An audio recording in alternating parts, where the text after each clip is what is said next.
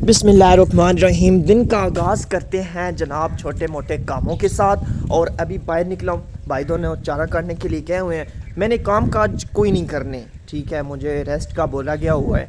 मैंने काम काज के अंदर सिर्फ हेल्प करवानी है। और अभी अपनी गदी है, गदी किधर गई रे भैया? अरे गदी किधर है रे? इधर गदी हमारी हुआ करती थी, लेकिन अभी वो नहीं है। रेडी यहाँ पर खड़ी हुई है, लेकिन वो नहीं है। चलो उसको ढूंढते हैं। उसको इसके सामने जो कि जनाब तैयार शियार उसको करके लेके जाना है। वो सामने भाईचारा काट रहे हैं और वो वाले भाई सामने जो हैं वो कमाद काट रहे हैं। और खोती की दे रहा है भाई, खोती की दे। अरे वाह, अरे भैया वाह, ये क्या हो रहा है? ये तो मौज मस्ती इधर की जा रही है, मौज मस्ती की जा रही है। एक्सक्यूज़ मी, देखो आपके ना काम काज का टाइम शुरू हो गया है, ठीक है।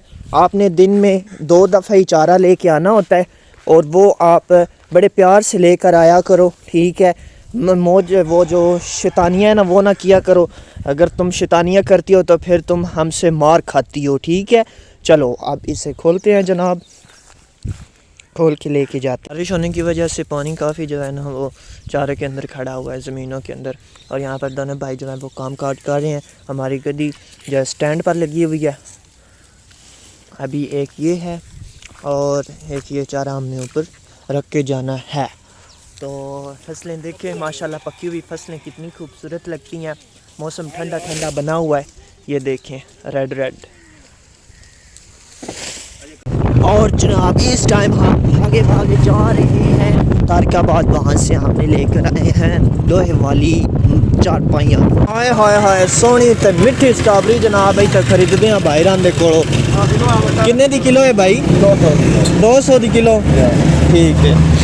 माशाल्लाह स्ट्रॉबेरी तुसी वेखो वधिया प्यारी है। 200 रुपये तो किलो है। लो जी स्ट्रॉबेरी हुण खरीद रही भाई होरी मनिया लैके तैयार ने। हुण इहदे उत्ते हुण मैं बना किवें यारी?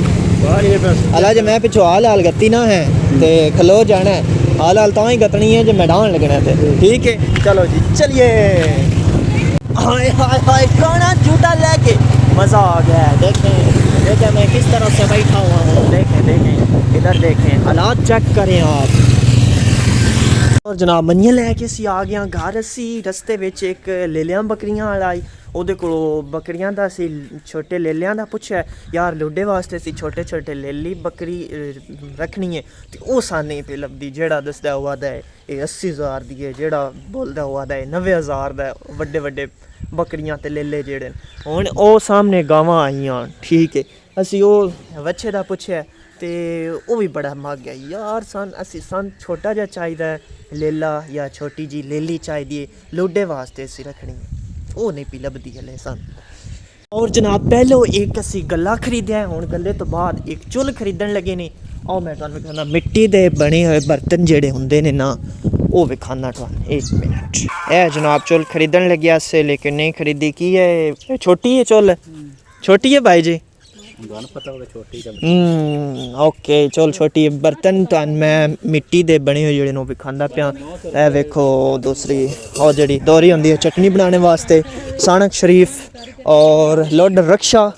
ये भी चंगा सौख निकल गया यार मजदूरी वास्ते, बेहतरीन चीज़ है। और ये चीज़ देखो, ये है अड्डियाँ तो मार लाने वाली चीज़, क्या बात है।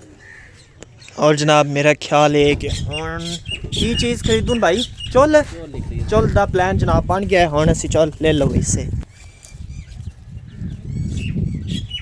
लो जी डन हो गई चल।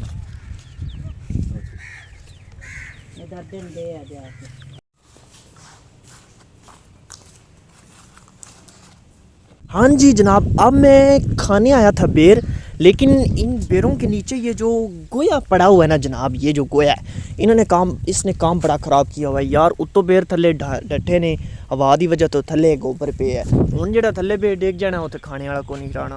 हो इतने अच्छे मज़ेदार हले कच्चे बेर ने, फिर भी बड़े खाने वाले ने माशाल्लाह। उस तो बाद मैं नज़ारा भी घूमना अपने आस पास का, तुसी चेक करो कितना खूबसूरत लग रहा है। मन में एक खुशखबरी देनी आई और वो खुशखबरी की है कि मेरे YouTube चैनल ते 180 सबसक्राइब हो गए, जेड़ा अज तो 7 ਸਾਲ ਪਹਿਲਾਂ ਮੈਂ ਚੈਨਲ ਬਣਾਇਆ ਹੀ ਨਾ YouTube ਉੱਤੇ। ਉਸ ਵਕਤ ਮੇਰੇ ਕੋਲ ਫੋਨ ਹੁੰਦਾ ਸੀ Samsung J2 और ਉਹਦੇ ਤੇ ਮੈਂ ਵੀਡੀਓ ਬਣਾ ਕੇ ਪੋਸਟ ਕਰਨੀਆਂ ਅਪਲੋਡ ਕਰਨੀਆਂ ਜਨਾਬ। ਮੈਂ ਬੰਦੇ ਕੋਲ ਬਹਿ ਕੇ ਆਪਣਾ ਚੈਨਲ ਸਬਸਕ੍ਰਾਈਬ ਕਰਾਉਣਾ, ਬੰਦੇ ਨੂੰ ਮੈਂ ਸ਼ੇਅਰ ਕੀਤਾ फेसबुक ਤੇ ਮੈਂ ਇਤਨੇ ਬੰਦਿਆਂ ਲਿੰਕ ਸੈਂਡ ਕੀਤੇ ਕਿ ਯਾਰ।